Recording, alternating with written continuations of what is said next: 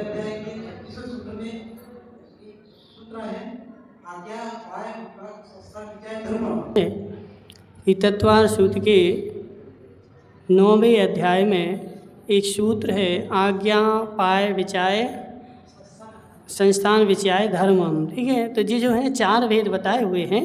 ये 4 भेद जो हैं वो धर्म ध्यान के 4 भेद हैं। जो 4 प्रकार के ध्यान बताए, आर्त ध्यान, रौद्र ध्यान, धर्म ध्यान, शुक्ल ध्यान। तो जो धर्म ध्यान नाम का भेद है उसके भी 4 भेद हैं। नंबर 1 आज्ञा विचय, नंबर 2 अपाय विचय, नंबर 3 विपाक विचय और 4 संस्थान विचय। तो नंबर 1 जो होता है उसका नाम है आज्ञा विचय।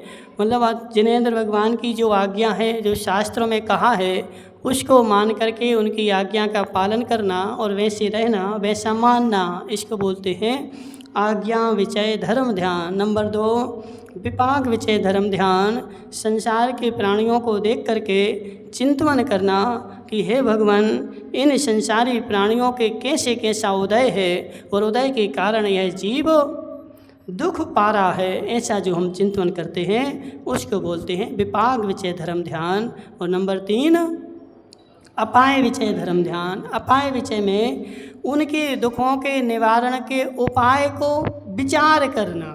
हे भगवान, ये संसारी जीव दुख को पा रहा है, मुझसे कौन सा उपाय हो जाए कि इन संसारी जीवों के दुखों का नाश हो जाए।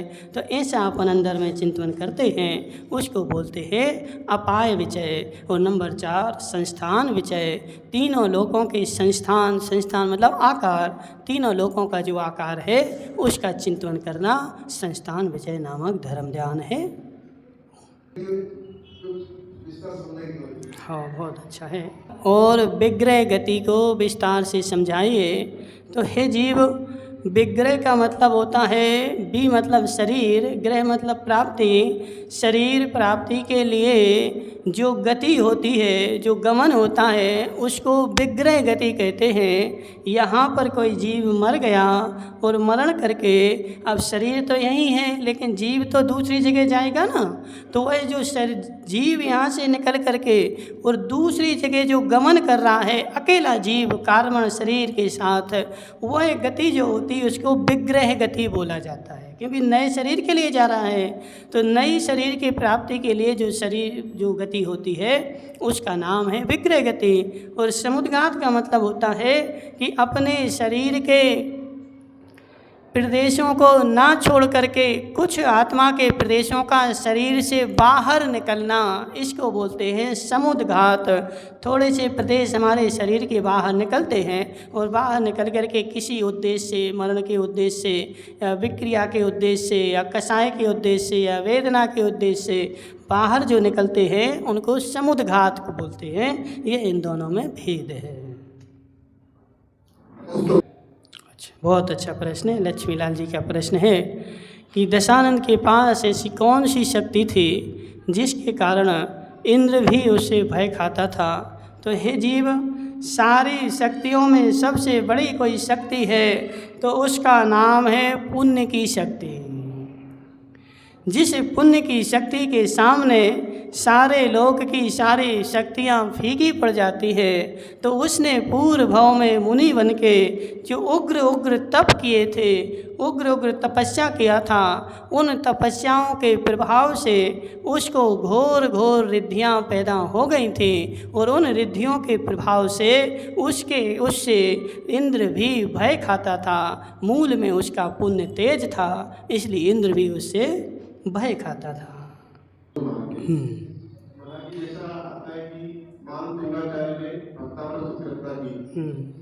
उन्हें राजा ने 48 सालों बंद कर दिया। तो एक दिगंबर मुनिराज से राजा को क्या करता है कि 48 सालों बंद करना पड़ा? कहीं ये अतिशोक्ति तो नहीं है? अच्छा, बहुत बढ़िया है। मुकेश जी का प्रश्न है कि मानतुंग मुनिराज को राजा ने 48 सालों में बंद कर दिया, तो ऐसा मुनिराज ने क्या अपराध किया था कि उनको 48 सालों के पीछे बंद किया गया? क्या यह अतिशयोक्ति है या वास्तविकता है?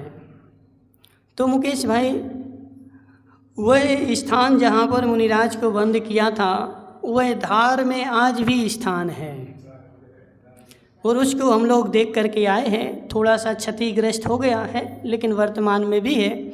तो राजा का सबसे बड़ा अपराध यही है कि मेरी बात नहीं मानना।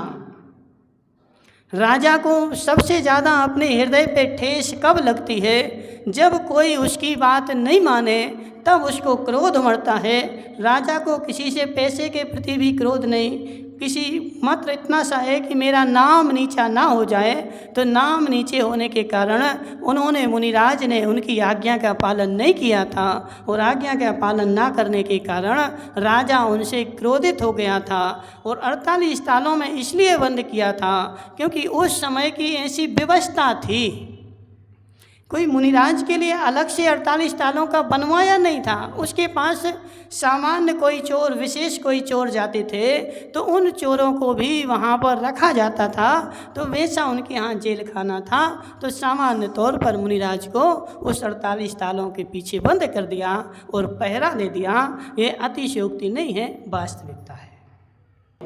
और पहली प्रतिमा, दूसरी प्रतिमा, तीसरी प्रतिमा कैसा होता है? तो प्रतिमा और गुण स्थान के बीच में संबंध क्या है?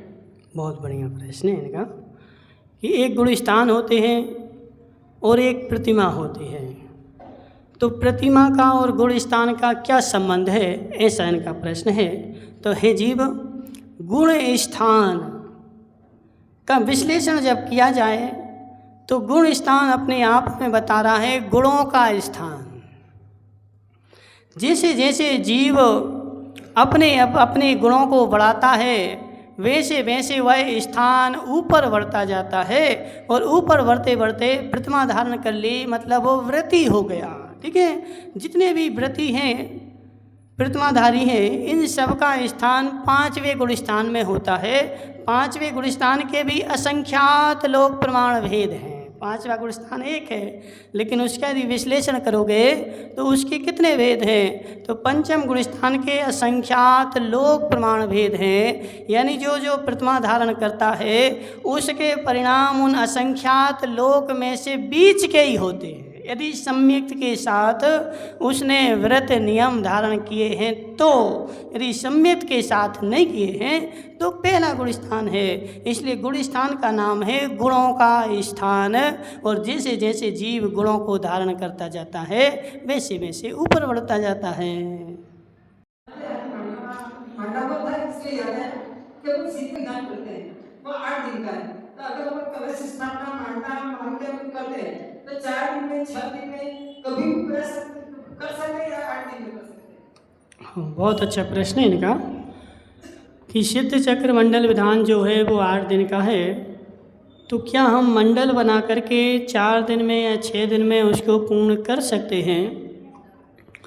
तो हे जीव, ऐसा नहीं है कि सिद्ध चक्र मंडल विधान 8 दिन का है। सिद्ध चक्र मंडल विधान यदि व्यवस्थित करोगे तो महीना भर लगेगा। ठीक है, लेकिन लोक में ऐसी एक परंपरा चल रही है कि एक एक दिन में एक एक पूजन करके अपन 8 दिन में 8 पूजन करते हैं। और वास्तव में हम बोलते हैं कि अष्टांगा में सिद्ध चक्र करना चाहिए, लेकिन अष्टांगा में सिद्ध चक्र का महत्व नहीं है, नंदीश्वर का महत्व है। ठीक है ना। तो नंदीश्वर विधान जो है वो देवलोक, और विधान होता क्या है? तो विधान पूजा का ही बड़ा रूप है, कोई विधान अलग से नहीं है। पूजा में अपन ने 8 अर्घ रखे और 8 चढ़ा दिए, विधान में हमने बहुत सारे अर्घ रखे, तो विधान जो है वो पूजा का ही बड़ा अर्घ है। अब उस पूजा को तुम 4 दिन में करो, 8 दिन में करो, 6 दिन में करो, जितनी पूजा है उतनी करनी है। अपने समय अनुसार हम कर लेते हैं। यदि हमें खूब समय है तो महीना भर में करते हैं, और समय कम है तो 4 दिन में भी कर सकते हैं, कोई दोष नहीं है।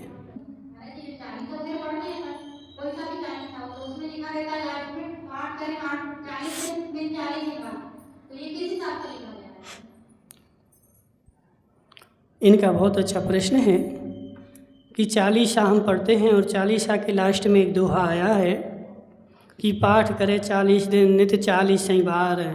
ठीक है ना। तो हे जीव, ये जो 40 है यह कोई पूर्व आगम का कथन नहीं है। और जो चालीसा तुमने लाल जिनवाणी में पढ़ रखा है वो एक प्रकार से देखा जाए तो स्तुति ही है, लेकिन आज इस काल में लोगों को कुछ ना कुछ लोभ चाहिए है तो ज़्यादा आकर्षित होता है। तो वो जो जिसने लिखा था भैया लाल ने या अन्य कवियों ने या वर्तमान में भी कवि लिख रहे, तो कवि जो लिखते हैं तो कुछ ऐसी ऐसी बातें डाल देते हैं कि तुम उसके ओर आकर्षित होते हो। यह मूल आगम का कोई कथन नहीं है, यह पंडितों के द्वारा लिखा हुआ कथन है कि तुम 40 बार पढ़ोगे तो ऐसा हो जाएगा। वास्तव में तो तुम्हारी जितनी भक्ति होगी, जितना मन लगेगा, उसके अनुसार तुम्हारा पुण्य बढ़ता है और उसके अनुसार काम होता है। इसलिए जैसे सब 40 जो है ये सब बाद में लिखे गए। जैसे अपन वो पारसनाथ की पूजा करते हैं संडे के दिन, रविवार व्रत सुख संपत्ति बहु होए तुरंत ही, तो कवि ने ऐसा लिख दिया कि सुख संपत्ति होए तुरंत ही, तो हमें तो तुरंत ही चाहिए ना। तो हम उस पूजा के अधीन हो गए कि अब हम यही पूजा करेंगे ताकि तुरंत ही हो जाए। तो ऐसा नहीं है, वो बोल हैं, ऐसे बोल लिखे हुए हैं। ठीक है। नए प्रमाण नए समूह स्थापना करने नए 7 प्रकार होते हैं। का प्रश्न है कि नए 7 प्रकार के होते हैं। ठीक है। तो 7 प्रकार के नए काका जी को विस्तार से समझना है। तो हे जीव, 7 प्रकार के नए को यदि विस्तार से समझना है तो क्षुल्लक जिनेन्द्र वर्णी जी ने नए दर्पण नाम का 800 पृष्ठों का ग्रंथ लिखा हुआ है। तो उनमें यह 7 नयों का विस्तार से वर्णन है। उसके अलावा आचार्य विद्यानंद स्वामी ने श्लोक वार्तिक लिखा है, उनमें लगभग 100 पेजों में इनका वर्णन है। तो उसमें विस्तार से यदि अपन को जानना है तो वहाँ से जानना पड़ेगा। सूक्ष्म रूप से हम तुम्हें बताए देते हैं। नेगम नय जो होता है, जो संकल्प मात्र ग्राही नेगमः, जो संकल्प मात्र को ग्रहण करता है उसको बोलते हैं नेगम नय। ठीक है। नंबर 2, नेगम के बाद आता है व्यवहार नय। नेगम के नहीं, संग्रह नय। संग्रह नय क्या करता है, अपनी जाति का विरोध किए बिना वस्तु को इकट्ठा करता है। जैसे माना कि हमने बोला जीव, तो जीव बोलने से 1 इंद्री से लेकर के 5 इंद्री तक के सारे जीव उसमें इकट्ठे हो गए, संग्रह हो गए। संग्रह कर दिया ना, इकट्ठा कर दिया, तो इसको बोलते हैं संग्रह नय। नंबर 3 व्यवहार नय। व्यवहार नय क्या करता है, संग्रह के द्वारा इकट्ठे किए हुए द्रव्य को विधि पूर्वक भेद करता है। जैसे जीव बोला तो जीव के 2 भेद कर दो, संसारी और मुक्त। फिर संसारी जीव के 5 भेद कर दो, 1 इंद्रिय, 2 इंद्रिय, 3 इंद्रिय, 4 इंद्रिय, 5 इंद्रिय। 5 इंद्रिय के फिर 2 भेद कर दो, संगी असंगी। तो ऐसे भेद जहाँ तक होते रहें, व्यवहार का काम है वहाँ पर भेद करते रहना। नंबर 4 आता है कौन सा, ऋजु सूत्र नय। जो एक समय अवस्थाई पर्याय को ग्रहण करता है उसको बोलते हैं ऋजु सूत्र नय। एक समय की पर्यायों को ग्रहण करता है, सूक्ष्म ऋजु सूत्र नय। और स्थूल ऋजु सूत्र नय जो होता है वह व्यंजन पर्याय को ग्रहण करता है, पूरी मनुष्य पर्याय को वो ग्रहण कर लेता है, वह व्यंजन ऋजु सूत्र नय है। इसके बाद 5 नंबर पर शब्द नय, जो शब्द के माध्यम से अर्थ को पकड़ता है। अनेक शब्द हैं तो अनेक अर्थ हैं, अनेक जितने जितने शब्द हैं उतने उतने अर्थ होते हैं। शब्द के माध्यम से अर्थ को पकड़ता है उसको बोलते हैं शब्द नय। उसके बाद संभिरूढ़ नय, जो अन्य शब्दों को छोड़ करके एक शब्द को रूढ़ी से ग्रहण करता है उसका नाम होता है संभिरूढ़ नय। जैसे आगम में उदाहरण आया है, जो चलता है सो गो मतलब व्याकरण से व्युत्पत्ति निकालेंगे, जो चलता है सो गो, जो चले सो गो। ठीक है ना।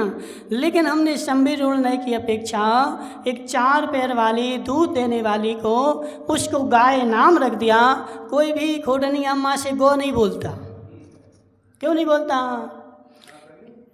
नहीं, 2 पैर भी हो तो भी चलेगा, ठीक है, व्याकरण के अनुसार, लेकिन उसको अपन ने संविरूढ़ नय से उसमें आरूढ़ कर दिया है। ठीक है, तो उसको बोलते हैं संविरूढ़ नय। इसके बाद होता है एवं भूत नय। इसका काम क्या है? यह एक क्रिया की प्रधानता से वस्तु को पकड़ता है। जो क्रिया वर्तमान में हो रही है उसी रूप द्रव्य को बोलता है। यदि कोई कपड़े धो रहा है तो संविरूढ़ नय बोलेगा यह धोबी है। कोई पढ़ा रहा है तो जिस समय पढ़ा रहा है उसी समय टीचर है। अब घर में आ गए, मंदिर में आ गए, अब तुम टीचर नहीं हो। टीचर कब हो? सम एवं भूत नय से। कब हो? जब स्कूल में पढ़ाने का काम कर रहे थे, जब जूते साफ कर रहे थे, तो एवं भूत नय बोलेगा यह कौन है? चमार है। ठीक है, मोची है। क्यों है मोची? क्योंकि जूते साफ कर रहा है। तो यह क्रिया की प्रधानता से अर्थ को प्रदान करता है, इसका नाम होता है एवं भूत नय। और विस्तार से जानना हो तो फिर 1 घंटे 2 घंटे 4 घंटे का समय निकाल के आना। आज हम पूजा करते हैं, लोग का सफर करते हैं, पर सामने भगवान का फोटो नहीं दिखता है। कोई जैसे करा, वैसे करा, ये हम पूजा करते हैं तो स्थापना तो करते नहीं हैं, क्योंकि हमें भगवान का मुंह नहीं देखता है। कोई कैसे खड़ा, कोई कैसे खड़ा, तो हम नहीं देख पाते हैं। तो हे जीव, स्थापना जो है वो किन्हीं किन्हीं आचार्यों ने पूजा के अंग में मानी गई है। जो पूजा का अंग है ना, उसके पूजा के अंग के अंतर्गत स्थापना को मानी गई है। तो हमारे पास ठोना है, तो भगवान का मुंह दिखे या ना दिखे, हम भावपूर्वक उनकी स्थापना कर सकते हैं। सामने दिखे तभी स्थापना करें ऐसा नहीं है। और मुख्य रूप से यदि अपन देखें तो स्थापना तो अभाव के लिए ही बनाई गई थी। मुकेश भाई, जब मूर्ति नहीं थी, भगवान सामने नहीं थे, तो अपन ने ठोना पर कुछ समय के लिए उनकी स्थापना कर ली थी और उसमें तदाकार स्थापना करके और हमने पूजन शुरू कर दी थी। तो स्थापना करने के लिए भगवान का मुंह देखने की आवश्यकता नहीं है। भले कोई खड़ा हो तुम उसका मुंह नहीं देखना, तुम आंखें बंद करके और स्थापना करके और पूजा शुरू कर देना। जो आम व्यक्ति नहीं समझता, उसका हिंदी पद्यानुवाद है तो उसका पाठ करना ज्यादा फलदायी है या जो मूल भाषा में प्राकृत का संस्कृत है? क्योंकि हम प्राकृत शब्द समझते हैं, हम व्यक्ति हिंदी समझता है, लेकिन कई ज्ञानी लोग उसमें ही जोड़ देते हैं। अच्छा प्रश्न है मुकेश जी का कि हमें प्राकृत संस्कृत तो आती नहीं है और पूर्वाचार्यों की जो स्तुतियाँ हैं वह कुछ प्राकृत में हैं, कुछ संस्कृत में हैं, और हम पढ़ते हैं तो हमें समझ में नहीं आती। तो हमें हिंदी में पढ़नी चाहिए या संस्कृत में प्राकृत में पढ़नी चाहिए। तो हे जीव, वास्तव में देखा जाए तो स्तुति का फल तो तभी फलदायी है जब उसका हमें अर्थ समझ में आए। वरना तो क्या है कि हम मात्र पढ़ रहे हैं और पढ़ करके हमने पूरा काम कर दिया, लेकिन हमें ये तो स्वयं ही पता नहीं कि हमने पढ़ा क्या था। समझना बात? खोडनिया अम्मा का बच्चा आया और 4 गालियाँ सुना गया इंग्लिश में। अब खोडनिया अम्मा तो पता ही नहीं थे कि उसने बोला क्या है, तो खोडनिया अम्मा हंस रही, देखो हमारा बच्चा आया था, हमारा बच्चा आया था। तो अपन को ये पता होना चाहिए कि अपन भगवान के सामने खड़े हैं और खड़े होकर के अपन जो भगवान को सुना रहे, बोल रहे, स्तुति कर रहे, तो अपन ने भगवान से बोला क्या है। और यदि उस स्तुति का अर्थ आएगा तो हमारे भाव ज़्यादा लगेंगे, और जब भाव ज़्यादा लगेंगे तो पुण्य का अर्जन भी ज़्यादा होगा। तो इसलिए सही यही है कि स्तुति का अर्थ समझते हुए अपन को पढ़ना चाहिए। जिस भाषा में हमें स्तुति का अर्थ समझ में आए उस भाषा में हम पढ़ सकते हैं।